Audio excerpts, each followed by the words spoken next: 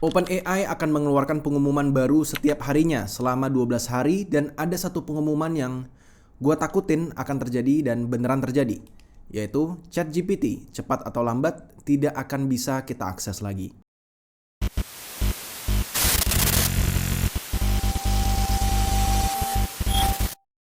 Gue punya ketakutan sebenarnya kalau ChatGPT satu hari nanti tidak bisa lagi gue akses dan pekerjaan gue akan runtuh semuanya. Mungkin kalian nggak sadar ya, tapi beberapa video gue belakangan ini, itu terutama video-video stigma, itu semuanya ya itu dibantu menggunakan ChatGPT. Gue nggak punya tim kreatif ya. Semua yang kalian dengar yang keluar dari mulut gue sekarang itu adalah dari pikiran gue sendiri dan bantuan daripada ChatGPT. Tapi gue tahu dari dulu kalau ChatGPT ini suatu saat pasti tidak akan bisa diakses lagi.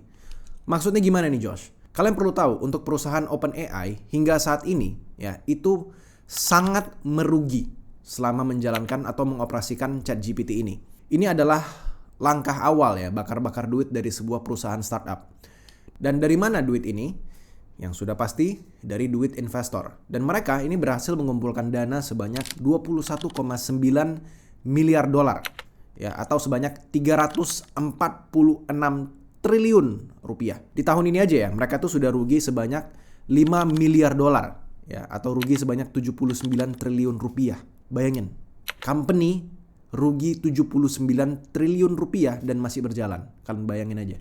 Kenapa seperti ini? Ya, ini adalah sebuah gerakan yang biasanya dilakukan oleh banyak sekali startup di seluruh dunia.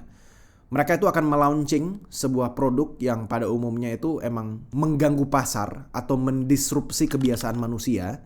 Mereka akan buat produk yang sangat murah sehingga kita semua ya sebagai konsumen bakal pakai terus dan pada akhirnya akan ketergantungan sama produknya dan kita nggak bisa lagi lepas dari mereka di kehidupan sehari-hari. Ketika kita sudah tidak bisa lagi lepas dari mereka, disitulah mereka akan mulai mengambil profit dan proses ini biasanya bisa makan waktu bertahun-tahun. Nah, kenapa seperti ini?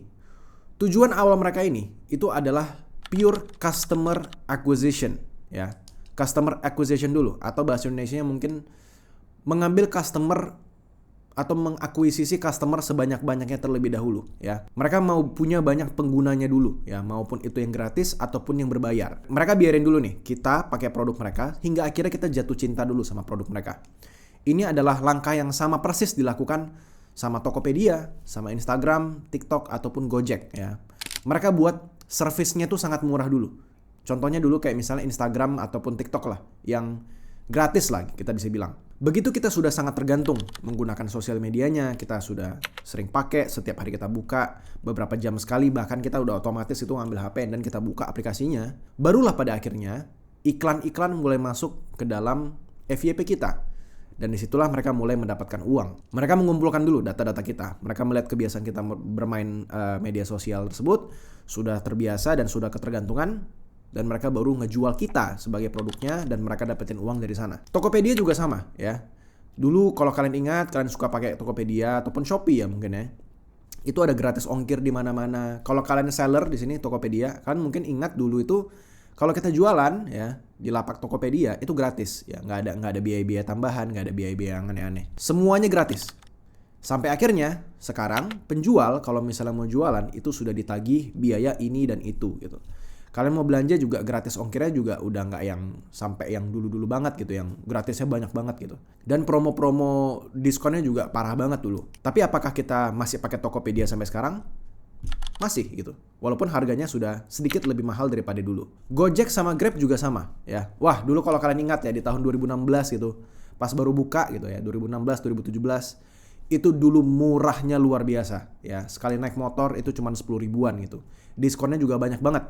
Kadang kalau kita naik motor yang perjalanannya jauh gitu, kalau misalnya diskonnya tepat, kadang cuma bayar 2.000 rupiah, itu nggak make sense. Terus kalau kita mau beli makanan ya, GoFood ataupun GrabFood, itu semuanya murah luar biasa.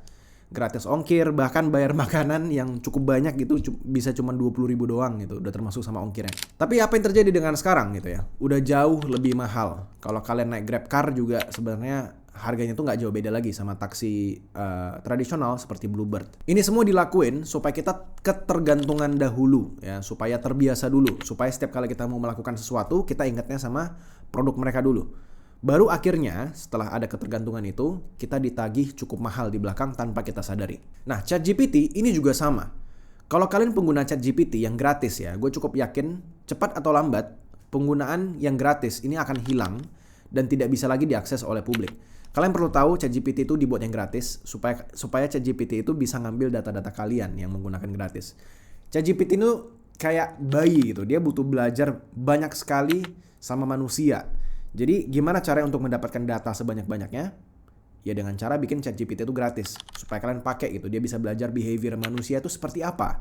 Tapi cepat atau lambat gue percaya ini akan hilang dari akses publik. Kalaupun misalnya ya di masa depan itu masih bisa yang gratis, mungkin penggunaannya akan sangat terbatas. Atau bahkan ada iklannya. Atau bahkan ya mungkin sudah sudah tidak secanggih daripada AI yang ada di zaman itu gitu. Sudah langit dan bumi gitu perbedaannya, yang berbayar sama yang gratis.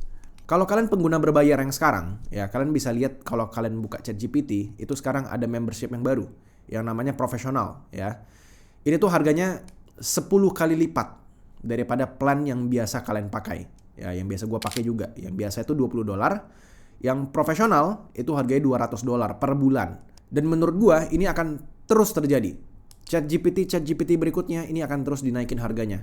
Ataupun plan yang $20 yang paling murah ya, ini akan jadi tidak worth it lagi karena sudah ketinggalan zaman. Ataupun limit penggunaannya itu jadi luar biasa terbatas sehingga udah gak sebagus lagi sama yang dulu gitu. Ataupun yang sekarang. Gue percaya akan terus ada update-update yang baru. Mengenai harga juga pasti akan ada harga-harga yang lebih mahal untuk membuat ChatGPT ini bisa terus beroperasi. Supaya OpenAI ini at least gak rugi-rugi terus gitu. Kalaupun rugi mungkin ruginya gak sebesar 2024.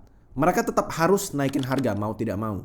Dan mungkin aja ya suatu saat ChatGPT ini bukan lagi perusahaan yang berbasiskan retail seperti sekarang. Customer itu bukan lagi orang-orang biasa, bukan lagi lu dan gua yang sanggup bayar $20 ataupun mungkin $200 mungkin beberapa orang masih sanggup bayar gitu. Mungkin saja ChatGPT di masa depan itu sudah berbasiskan kliennya itu adalah company ataupun institusi. Karena untuk menggunakan ChatGPT akan seharga beli motor tiap bulan atau bahkan beli mobil gitu tiap bulan.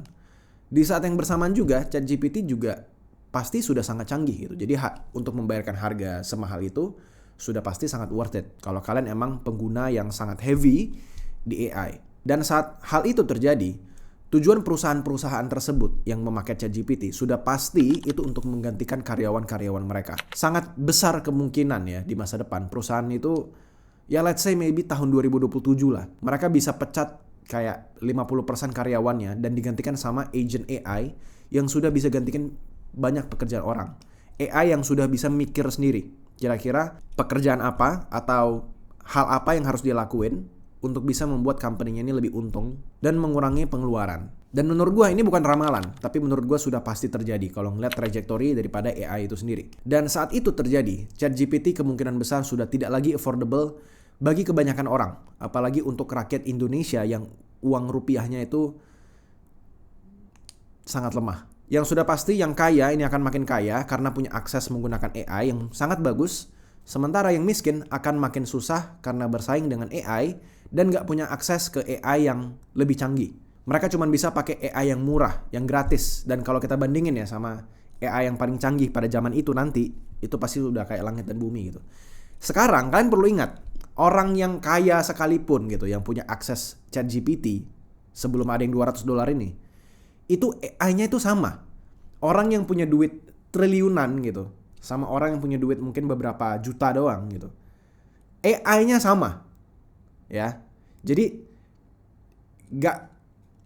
paham gak sih? Ketika ini nanti ada gap, ketika orang yang triliunan ini pakai AI yang 1 bulan harganya ratusan juta, ini tetap bakal pakai yang harganya ratusan ribu per bulan. Ada gap di sini dan sudah pasti AI yang ini kalah sama AI yang ini. Itu akan terjadi di masa depan.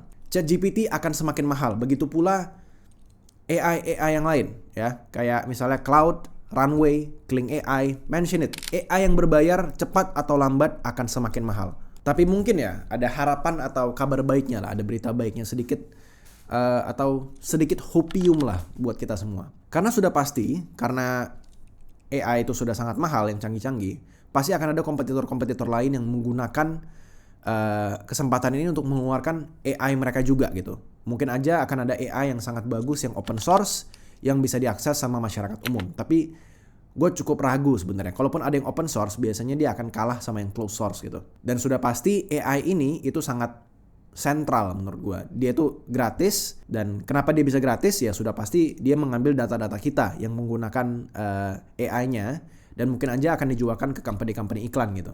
Atau mungkin aja jawaban-jawaban AI-nya itu tidak akurat dan tidak berkualitas, ataupun punya agenda-agenda tertentu yang mau disuntikan ke kepala kita. Mengoperasikan AI ini sangat-sangat mahal bagi perusahaan yang membangunnya. Tapi gue percaya ada satu project yang bisa menyelamatkan ini semua, yang bisa bersaing sama AI seperti ChatGPT, tapi lebih murah. Yaitu adalah project AI yang terdesentralisasi, yang informasinya tidak bias, lebih murah, dan tidak dikontrol oleh satu perusahaan. Namanya adalah Bitensor. Dengerin gue dulu, ini bukan promosi, ini bukan ajakan jual beli kripto, bukan ya. Dan gue juga gak dibayar sama Bitensor untuk ngomongin ini. Mungkin beberapa dari kalian tahu kalau Bitensor itu adalah project kripto juga. Tapi gue percaya ini bukan project yang kayak cuman ponzi doang, gak. Ini beneran teknologi di baliknya itu beneran ada. Kalau kalian nggak mau beli koinnya nggak masalah gitu. Kalian pakai aja teknologinya. In fact ya, gue nggak akan ceritain apa itu Bitensor di video kali ini. Kalian cari tahu sendiri aja ya. Gue nggak akan promosi Bitensor di sini. Kalian bisa nonton aja film dokumenter tentang apa itu Bitensor ya. Kalian search aja di YouTube. Kalian mungkin bisa cari The Bitensor Revolution. Itu adalah film dokumenter yang cukup bagus menurut gue. Menurut gue kita butuh AI yang cukup powerful ya, selain OpenAI, yang tidak dimonopoli oleh sebuah perusahaan, tidak bias, ya walaupun ini menurut gue agak sulit ya untuk dilakukan, tidak punya agenda-agenda tertentu, dan pastinya murah. Menurut gue Bitensor itu bisa ngelakuin ini, tapi yang pasti dia ini butuh waktu dan butuh adopsi yang besar untuk bisa jadi the next big thing di AI industri ini. Tapi apapun yang terjadi, AI masih akan tetap hidup dan akan terus ada untuk dipakai oleh banyak orang. Tapi AI-nya yang bisa dipakai oleh hanya kalangan atas saja, itu sudah pasti akan ada, dan kita tinggal menunggu waktu saja.